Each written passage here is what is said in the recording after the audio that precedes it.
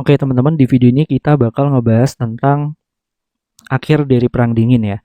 Di mana Perang Dingin ini dilatar belakangi oleh beberapa hal, mulai dari persaingan kepentingan hingga perebutan hegemoni dunia yang mengakibatkan perebutan pengaruh antara Amerika Serikat dan USSR atau Uni Soviet di berbagai belahan dunia. Blok Barat yang dipimpin oleh USA dengan aliran liberalis, Blok Timur yang dipimpin oleh USSR yang alirannya komunis, di mana adanya perbedaan ideologi tersebut menginginkan mereka untuk bisa menanamkan ideologinya ke berbagai belahan di dunia gitu. Nah, setelah persaingan yang cukup panjang ya, kemudian terjadi yang namanya masa penurunan ketegangan yang disebut dengan masa detente gitu. Dimana masa detente ini didasarkan atas ide peaceful coexistence atau hidup berdampingan secara damai dengan tujuan untuk bisa menghindari terjadinya perang nuklir.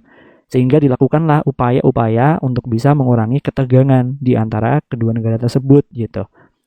Nah, upaya yang pertama itu adalah dengan adanya perubahan strategi dan juga taktik nasional yang dilakukan antara kedua belah pihak. Dan yang kedua itu adalah adanya perjanjian formal yang membahas tentang nuklir. Di mana perjanjian ini dibahas pada perjanjian SALT 1 dan SALT 2 gitu. Nah, sekarang kita bahas perjanjiannya.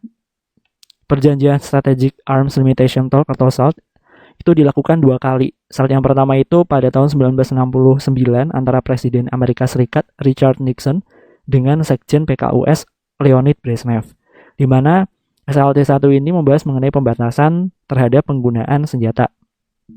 Kemudian dilakukan SALT 2, perjanjian yang kedua di Wina pada tanggal 18 Juni 1979 antara Presiden Amerika Serikat Jimmy Carter dan Sekjen PKUS Leonid Brezhnev. Nah, isinya apa? Isinya adalah memperkecil kemungkinan terjadinya perang nuklir, mengurangi anggaran pertahanan, dan juga mencegah terjadinya perlombaan senjata. Nah, bagaimana peran Indonesia dalam mengakhiri Perang Dingin? Gitu ya.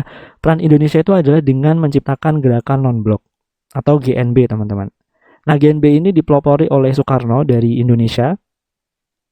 Kemudian ada Gamal Abdul Nasir dari Mesir, Pandit Jawaharlal Nehru dari India, Kwame Nkrumah dari Ghana, dan Joseph Broz Tito dari Yugoslavia.